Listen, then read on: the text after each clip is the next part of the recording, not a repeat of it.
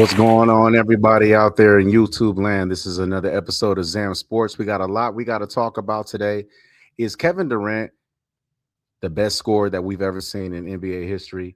And we're also going to talk about the Lakers' struggles as of late.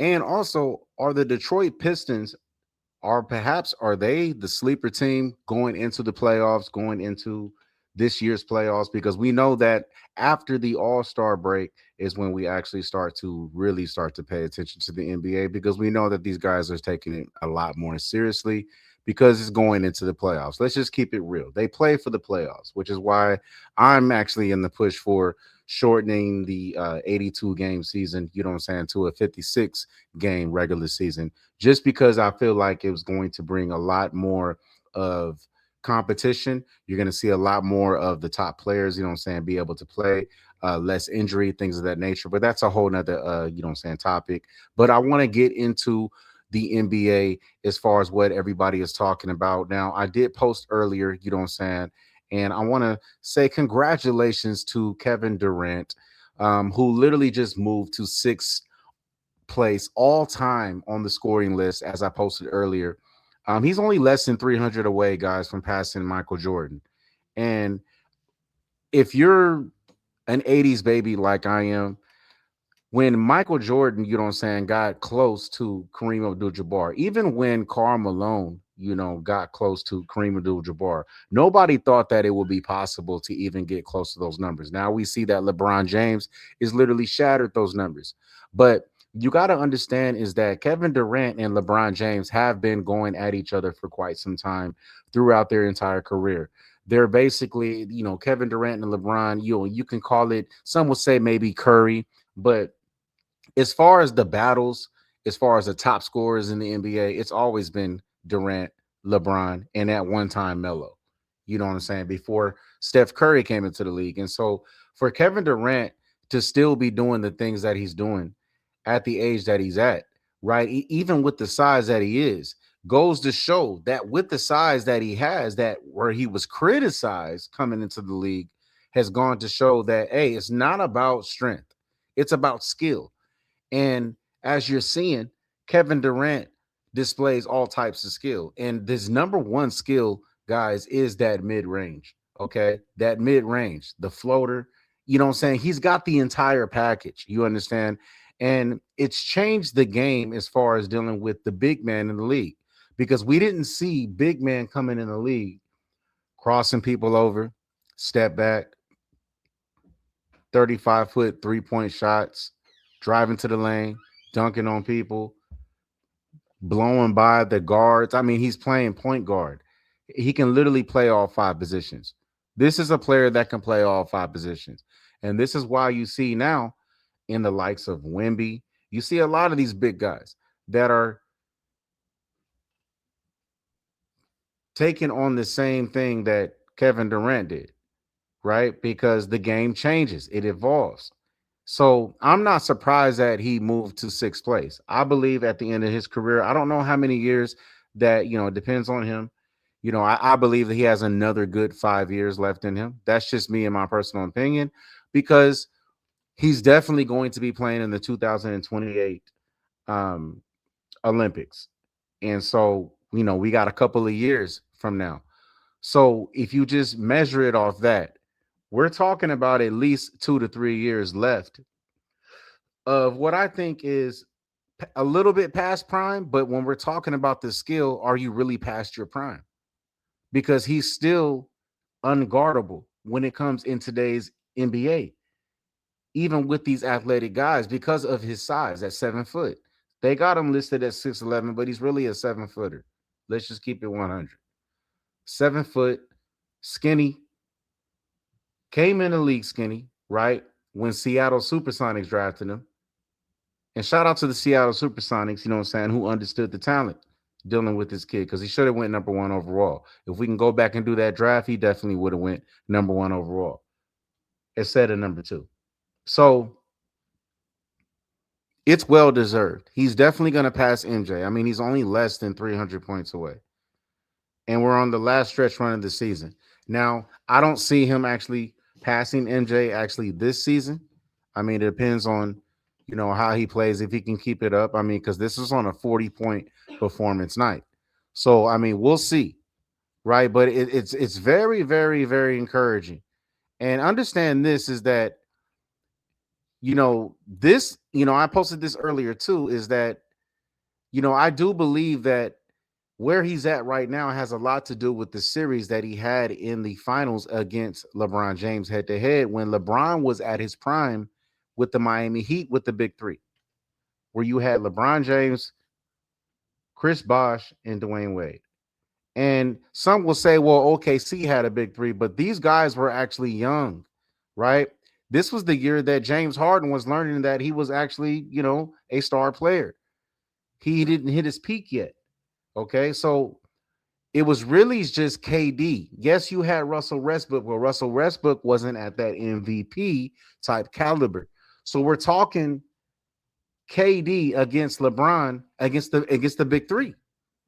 And KD definitely held his own. You understand? And this is where he really made his name. And I know a lot of people would be like, well, those championships that he got is at Golden State and this and this and that. They'll try to downplay those stuff, his career, dealing with his stint with the Golden State Warriors because of Steph Curry and the fact that they already had an NBA championship before he came there. But we got to be real, guys. The Warriors would not have enticed him because that's what they did. The players itself. I mean, you were talking about Steph. We're talking about Clay. We're talking about Draymond. They were all asking KD to come and join the Warriors. So, despite the fact that they lost to the Warriors, right, in that Western Conference Finals, and the fact that he joined them the next year does not mean that, that KD is a weak player. Understand that we're not in the NBA, those that's watching, because a lot of the narratives, or the narratives that was negative painted on Kevin Durant for making that move are from those, mostly outsiders. And also some, retired NBA players as well. But the retired NBA players, the league was different then. And this is another thing, is that a lot of people are not realizing is that back then there wasn't a lot of good players in the NBA when I was coming up.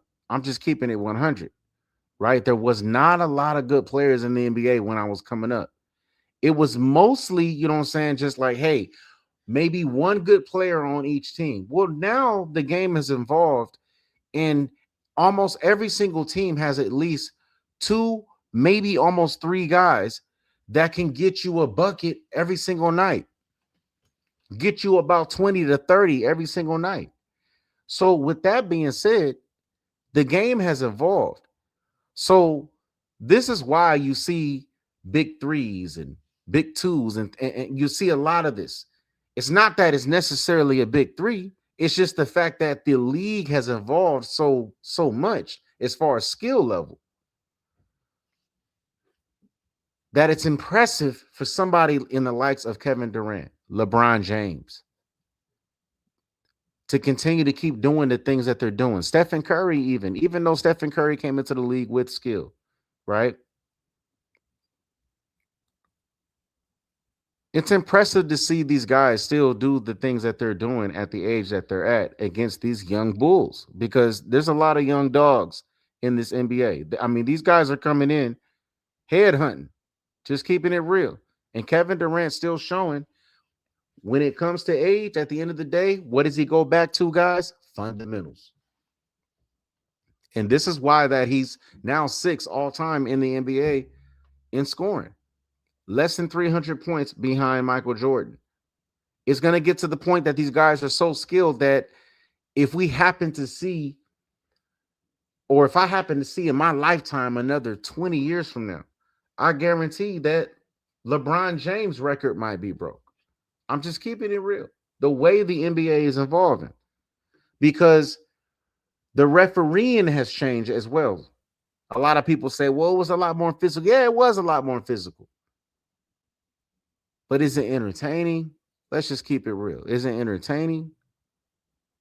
I would say, yeah, it is.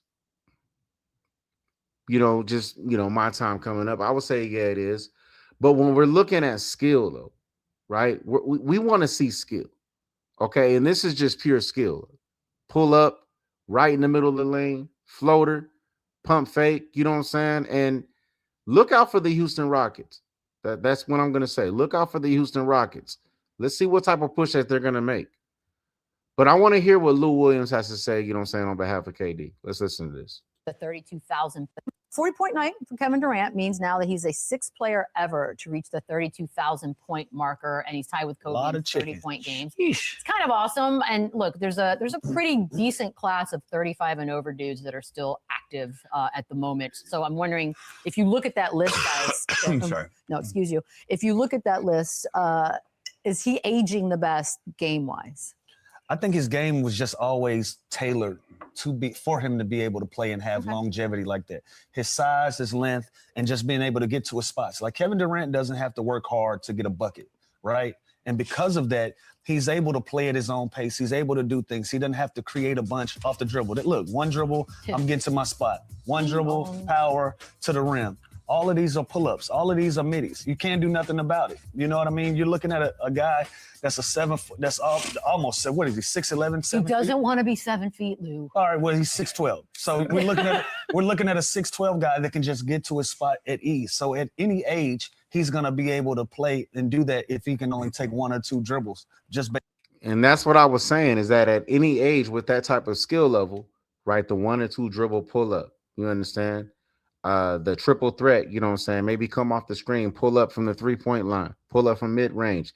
His killer instinct when it comes to his game is his mid-range. When you really look at Kevin Durant down the stretch, when you look at his career, it's the mid-range.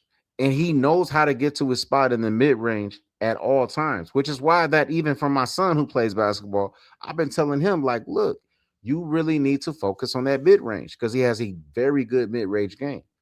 And so I think the mid-range has kind of been, you know what I'm saying, lost. But if you really look at the greatest players who've played in the NBA when it comes to not just their aura, right, and their accomplishments, but also dealing with scoring, they were very good mid-range players. The greatest mid-range player, I mean, come on, Michael Jordan. And we know that Kevin Durant, you know what I'm saying, that's one of his favorite players. You understand? And so when you look at even Kobe Bryant, when you look at their games, what is it that stood out with the likes of a Michael Jordan, a Kobe Bryant? You understand? A Kevin Durant, Carmelo Anthony. I'm thinking of like legit scores. Get a bucket at any time. I'm gonna put LeBron James in there, right? What stood out once they started to get older? Oh, the mid-range. They had the mid-range game because at the end of the day, while everybody is shooting 3-pointers and 35-footers, you got guys like this that still have the mid-range game and understand the fundamentals of basketball. And this is why you see a lot of the top scorers in NBA history as far as scoring wise. A lot of these guys have a mid-range shooting. I mean, let's just look at this. You got LeBron James, #1 overall. He's definitely got a mid-range. Does he take it a lot? No, because of his strength, but he has a mid-range when it comes to the fadeaway. Kareem Abdul-Jabbar, I mean, we're talking about Sky Hook. That's all in the mid-range. Karl Malone at #3. He lived off the mid-range, off the elbow. And parts of the corner with the pick and roll with John Stockton. Kobe Bryant, right? At #4. Definitely took notes from Michael Jordan with that mid-range, surpassed him in scoring. And then you got Jordan at #5. I mean, what we talking about? And then now Durant at #6. All these guys have a mid-range game ability. So when we're talking about if your kids are wanting to play ball, or if you're inspiring, you know what I'm saying, be an elite scorer, you might want to get you a mid-range bag because that's going to keep you lasting long as far as playing basketball, because it doesn't require a bunch of separation as far as athleticism, like it does trying to get a open three or drive to the lane for a layup or for a dunk or for I mean, what are we talking about? Or try to throw a lob or to try to get a runner. That type of stuff creates a lot more effort when it comes to spacing. But when we're talking about mid-range, no, man, you can give it to me on this block. Give it to me, back them down. 1-2, pivot, bam, you know what I'm saying? Hit the fade. Fake the fade, you know what I'm saying? Pivot one more time. Pivot back into the inside, you know what I'm saying? For an easy scoop layup. I mean, there's many things that you can do from the mid-range that doesn't require a lot. It requires footwork, though. And that's key. It's footwork. That's why you see people like Kyrie Irving, even at his size, that can maneuver in the mid-range because of that footwork. He learned from the greats. These same guys, you know what I'm saying, that's on this list. So shout out, you know what I'm saying, to Michelle, you know what I'm saying, D. Beetle, you know what I'm saying, Chandler Parsons, you know what I'm saying, and Lou Williams. Shout out, you know what I'm saying. Make sure you guys, you know what I'm saying, subscribe to their podcast, Run It Back, you know what I'm saying. And make sure you guys follow them as well. But let's hear what Kevin Durant had to say, you know what I'm saying, on his record-breaking night, you know what I'm saying, moving to sixth place. Joining LeBron, Kareem. And your 40 points helped move you to being the sixth player in NBA history to reach the 32,000-point mark, joining LeBron, Kareem, Malone, Kobe, and Jordan. How do you process that type of longevity and consistency? I see the smile. I mean, just to be mentioned in the same category as some of the greatest athletes of all time, not just basketball players, greatest athletes of all time. I'm just honored and blessed and grateful for all the people that invested in me along the way, and teammates, coaches, family members, friends. Man, it's been a long journey, and I'm looking forward to keeping it going, but it's pretty cool. And that's a beautiful thing, right? That's a beautiful thing. You know, shout out to Kevin Durant. That's what it's about. You understand? You got everybody that likes to get on him because he, you know, supposedly doesn't brush his hair. You know what I'm saying? And, you know, he's been wearing like, you know, a low taper fade for quite some time, but it's technically not like tapered and faded. You know, they call them mini cocoa bugs and things of that nature. But sometimes that happens, you know. Sometimes you just can't care about your hair when you were an elite scorer. I mean, I wouldn't care about my hair either if I was 6 all time in scoring. I mean, what is this about? Are we trying to look good? Or are we trying to get buckets? And clearly Kevin Durant has the attitude of wanting to get buckets. So, you know, I believe this is a beautiful moment. I believe that he's going to end up at the end of his career. I'm going to predict that he's going to end up moving to third all time in scoring. If he plays another maybe 3 to 4 years, I can see him moving up to third all time. You understand? I can see him moving up to third all time. Passing, you know what I'm saying, Kobe Bryant. So we'll see what's going to happen. I'm looking forward to see what the Rockets are going to do heading into this playoffs. We're going to go over the standings, you know what I'm saying, a little bit later in this episode. But let's get into the Los Angeles Lakers, my squad, y'all, right? The Los Angeles Lakers. And I posted this earlier and said that, you know, there's a huge problem going on with my Lakers. And I really do think that DeAndre Ayton has been the factor that has led to us losing to teams that we should be winning because of his defensive play. Now, I know a lot of people point to Luka Doncic and things of that nature, but was not brought to the Los Angeles Lakers, my squad, to be a defender. He was brought to my squad to do what he's always done, and that's get buckets. And he is getting older, and we got to understand he's coming off of a hamstring injury.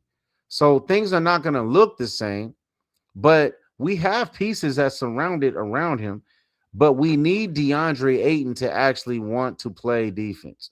And what I mean is by this. Now I want like look at this, right? Look at this. Very rarely do you. Right? I want to slow this down. Right? Let's slow this down. I want y'all to check this out. Right? I'm gonna rewind this back. Okay, so you got DeAndre Ayton right here, right? Who are you guarding? Your man's there. And then Paulo Banchero just dunks right on top of him.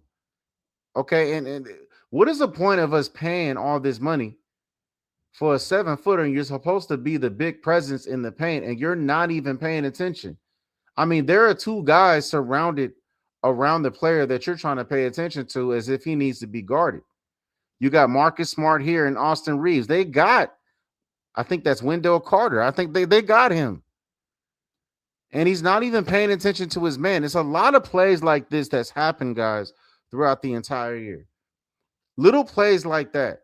All right, we're up 9 at this point, okay? And it's plays like that that gives the opposite team momentum.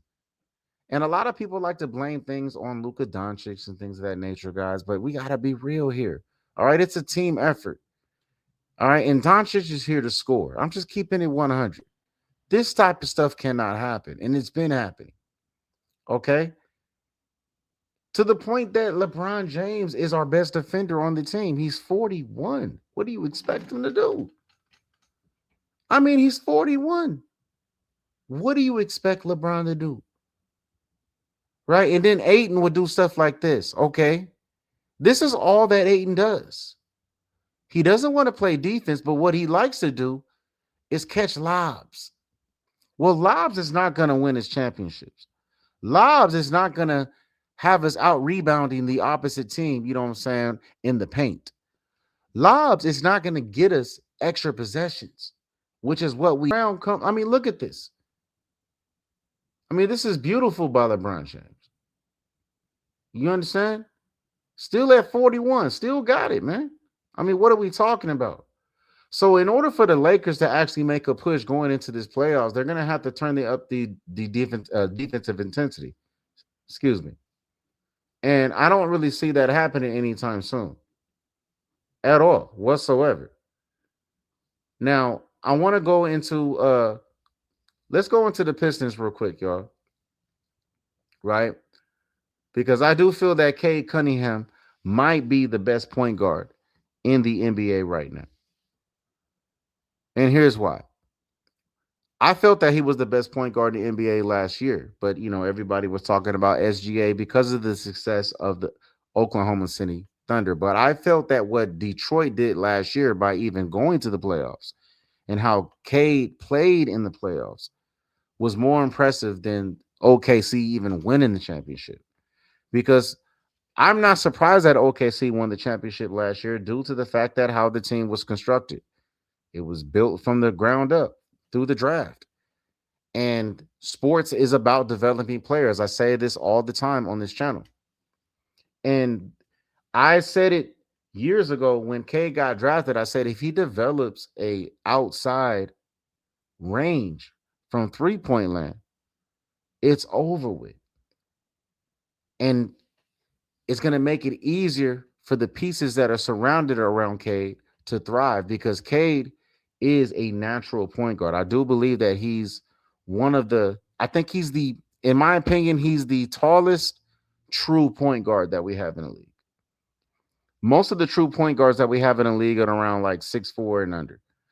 But as far as like 6'4" and higher, I mean, this guy's 6'7". They got him listed at 6'7", but I really think he's 6'8". But he's a true point guard. And now that he's worked on his 3-point range, I mean, right over Kevin Durant with no problem. You understand? During clutch moments as well, which he showed himself to be clutch. Detroit has something cooking this year, and they have a lot to be excited about. If I'm a Detroit Pistons fan, I would be excited.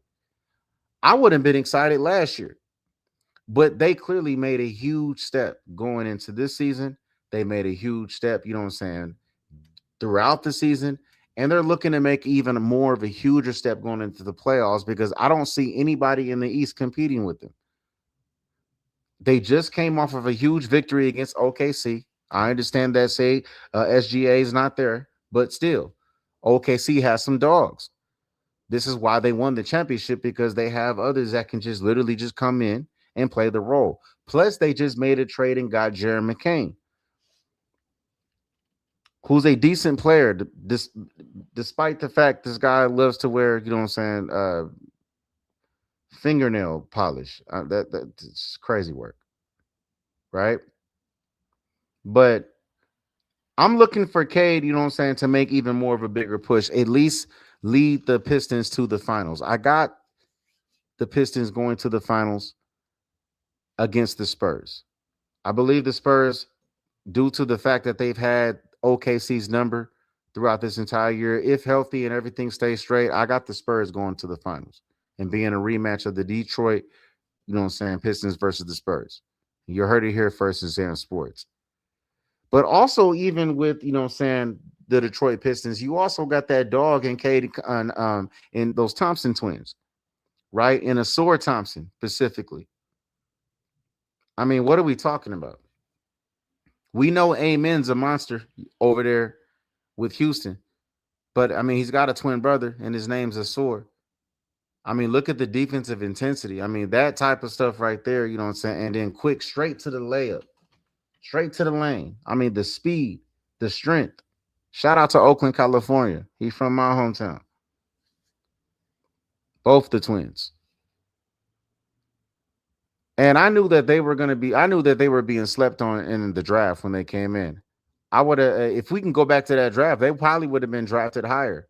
They were drafted right behind each other, I believe, at 4 and 5. So this is the type of help that Cade Cunningham has now because of the fact that Cade Cunningham has stepped his game up with his outside range. So now that these other guys are able to blossom because the floor is more spread. And with the floor being more spread, with a point guard like Cade Cunningham at 6'7", 6'8", to be able to have the vision, to be able to see over the defenders, run the offense, have the ball handle, he definitely has a mid-range. Don't get it twisted. That's another guy that's up and coming with that mid-range game. Now that he's extended it out to the three-point line, I mean, the sky's the limit for this young man. Right? I see Anthony Edwards, you know what I'm saying, being the face of I mean, I see him and Anthony Edwards moving forward, being the faces of the league. And SGA. Those three. So look forward, you know what I'm saying, to those Thompson twins wreaking havoc in the playoffs, just like they was doing against OKC the other night. I mean, look at this. This is beautiful. Right? Look at this. I mean, give me that. And see, for my Lakers, we only have LeBron that can do the things like that. You know what I'm saying? As far as, you know what I'm saying, that chase down block, which is why Ayton's got to step his game up. You got a Sword Thompson, you know what I'm saying? I mean, give me that. Give it back to me. Look at that pass to Jalen. I mean, come on. And shout out to Jalen Duren, who's been a beast. You understand?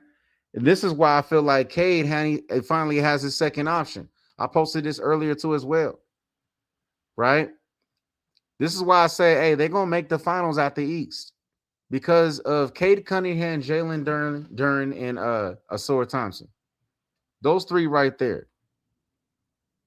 Sometimes having a big three doesn't mean scoring. Sometimes having a big three means having three guys that can play their roles efficiently at the highest level. This is why you see teams that you would think that don't have a lot of star power, or maybe they're not voted in the All-Star game. They're not voted in first team, second team, third team, All-NBA. But they play their role efficiently and elite. There's a big three cooking in Detroit right now with Cade Cunningham, Jalen Duren, and Asor Thompson. And don't sleep on Marcus Sasser, man, or Jay Nivey. Shout out to these guys, man, who've definitely stepped their game up. But Duren's a monster down there. And we've seen him hold his own against, you know what I'm saying, Wemby. And this is where I'm kind of like, when it comes to big men, it depends on how you play against Wemby. I mean, if you can get your buckets, you know what I'm saying, body Wemby, you know what I'm saying, and show, you know what I'm saying, that true big manship, hey, you're an established big man in this league. Because to me, everybody else is just playing on the outside perimeter. And that's why I like Jalen Duren, because he stays right where he needs to be. He knows his game. You understand? So let's look, saying some of the conference standings. As you guys see right here in the Western Conference standings, you still got OKC. So if the playoffs were to end today, all right, you would have you would literally have the Memphis, I believe the Memphis Grizzlies, Clippers, Trailblazers, right? And the Warriors. I would say actually just the Clippers, Trailblazers, and the Warriors. Yep, and the Memphis Grizzlies all in there for a play-in spot. Okay. And then you would have, actually, no, for the play-in tournament, you would have these four. Forgive me, y'all. Right? The Clippers, Trailblazers, Golden State Warriors, and the Phoenix Suns. And shout out to the Blazers. I mean, for the year that they've had, the fact that they're actually in contention for a play-in in the Western Conference, showing you that young talent is starting to emerge. And with Damian Lillard coming back, they could make some noise going into the playoffs if Damian Lillard comes back. This is something I want to throw out there. I don't think he will come back in the playoffs, but it could happen. But definitely going into next season, that's something I'm going to be looking into. And then, of course, the established ones. And my Lakers are barely holding it on. You see what I'm saying? It's going to get to the point that, if we don't do nothing about it, we're going to end up being in the play-in tournament. But, my Lakers, they like playing in that play-in tournament. Because I wouldn't be surprised if my Lakers right now, guys, are just tanking certain games that they're supposed to win because they want to play a certain team. Just keeping it real. Just keeping it real. Because if the playoffs were to actually, end today, you will have OKC, right, playing Golden State Warriors, Spurs against the Suns, right? And then the Rockets against my Lakers. And we've played very well against the Rockets, my Lakers, throughout this entire year. But to be honest, the way the Rockets have been playing over the last few games, they're actually turning up at the right time, to keep it 100. And I don't think we have anybody in the paint, especially with the way that DeAndre Ayton has been playing, that can handle Sengun. I'm just keeping it real. So if my Lakers don't get it together defensively, man, we're going to end up being a first round exit. And that is something that is facts. I'm just keeping it real, right? Let's look at the Eastern Conference. And this is what I was saying, why I feel like I got the Pistons, going to the finals. I mean, we're talking 43-14. Jason Tatum's not back yet, but shout out to, the Celtics, who definitely been holding it down. I don't trust the Knicks at all whatsoever. I mean, if your star player is under 6 foot, it's just not happening. We haven't seen the likes of that since Isaiah Thomas. Just to keep it real. And if you look back at those bad boy Pistons, that team was stacked. All right. A lot of people forget about Joe Dumars. You understand? A lot of people forget about, Dennis Rodman and the impact that he had on the rebounding end. Bill Laimbeer, with the hard, gritty play and the hard screens that he would set. Right? A lot of people forget about Coach, Chuck Daly and what he brought with his master plan. But yeah, I don't believe in the Knicks. And I said it during the trade. I said it in a recent episode when they traded James Harden. I said, hey, at that time that they traded James Harden, the Cleveland Cavaliers were number 5. And I said that I see the Cleveland Cavaliers at the end of the season moving up to the 3rd spot or possibly the 2nd spot. But I actually predicted and said the 3rd spot. And as of right now, they're only 1 game out of that 3rd spot behind the Knicks.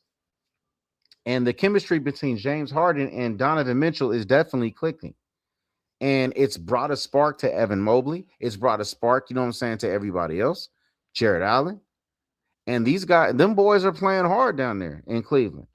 So, I actually got Cleveland versus Detroit in the Eastern Conference Finals to keep it 100. I don't see anybody else in the Eastern Conference that can make a threat.